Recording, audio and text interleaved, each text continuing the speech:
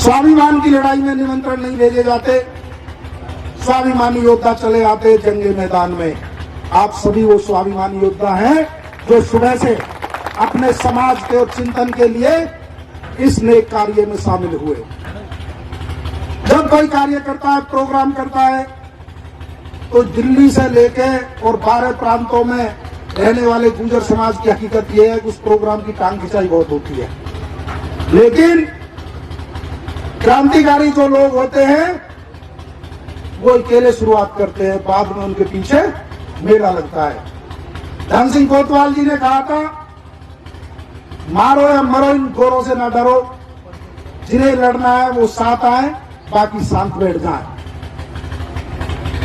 लड़ नहीं सकते तो बोलो, बोल नहीं सकते तो लिखो, लिख नहीं सकते तो जो आपके लिए बोल और लड़ रहे हैं उनका साथ दो, और यदि ये भी नहीं कर सकते तो कम से कम उनकी टांग खिंचाई मत करो, क्योंकि ये सब लोग आपके हिस्से की लड़ाई है।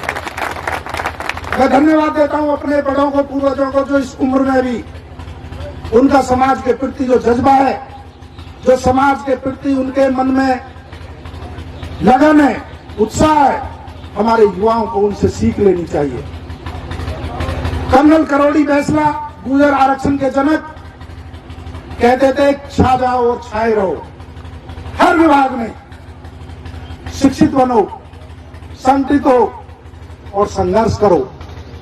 बेटों के साथ साथ बेटियों को भी पढ़ाओ, क्योंकि एक पढ़ी लिखी बेटी दूसरे घर में पढ़ी लिखी मां बन के जाती है, 2 घरों का उद्धार होता है। अभी 2-3 दिन पहले एक संत खड़गे महाराज जी की जयंती थी।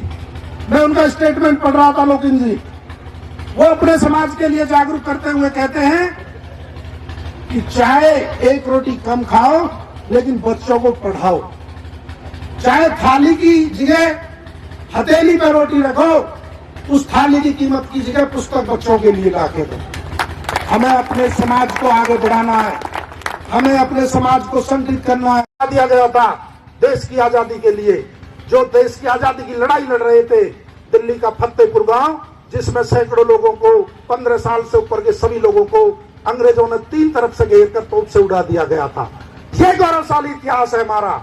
हमारे महापुरुषों ने शहादतें दी हैं, सर कटाए हैं, महल छोड़े हैं, रजवाड़े छोड़े हैं, लेकिन स्वाभिमान के साथ समझौता नहीं किया। अपना खून पानी की तरह बहाया, समझौता नहीं किया। किसी महापुरुष ने कहा कि संघर्षों से लाल पैदा होते हैं, समझौतों से दलाल पैदा होते हैं। हमारे समाज ने समझौते नहीं किए, सर कटाने वाले लाल पैदा किए, लेकिन दलाल पैदा नहीं किए। क्या हम इतने कमजोर हो गए हैं कि अपने इस इतिहास को मिट जाने देंगे? क्या गुर्जर समाज का खून पानी हो गया है? बताओ मेरे साथ जो सामने बैठे हो, हाथ उठा के, क्या गुर्जर समाज इतना कमजोर है कि कोई उसके इतिहास को छीन ले?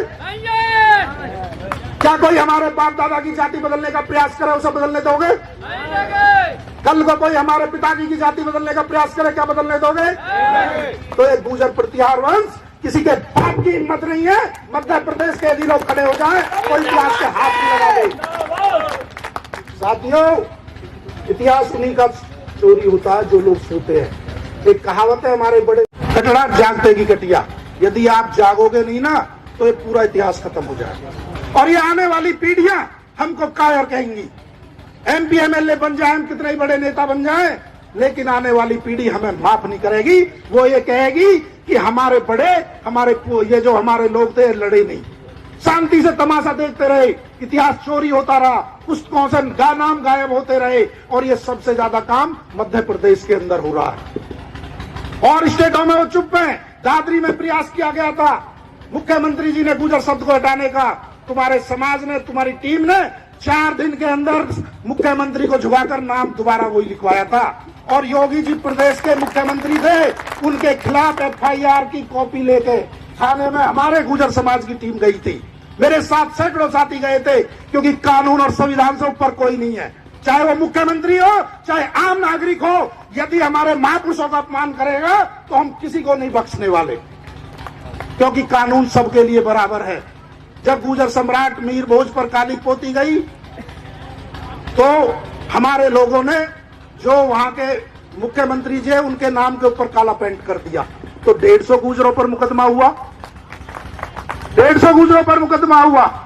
लेकिन जब कोई हमारे महापुरुष चक्रवर्ती सम्राट जिसने देश की सदियों सदियों तक रक्षा की, सर समाज की रक्षा की, बाहरी हमलावरों को देश में घुसने नहीं दिया, तब उसके मुख पे काली पुतेगी, तो बताओ उस पर मुकदमा दर्ज होना चाहिए नहीं होनी चाहिए। कानून के लिए सब बराबर हैं, चाहे कोई कितने ही बड़े पद पे हो, और गुजर हमारे महापुरुषों का अपमान करे। हम सम्मान करते हैं, सब समाज का सम्मान करते हैं, सबको लेके चलते हैं, सबकी लड़ाई लड़ने का प्रयास करते हैं, लेकिन हम इतने भी कमजोर नहीं है कि कोई हमारे इतिहास को चुरा ले।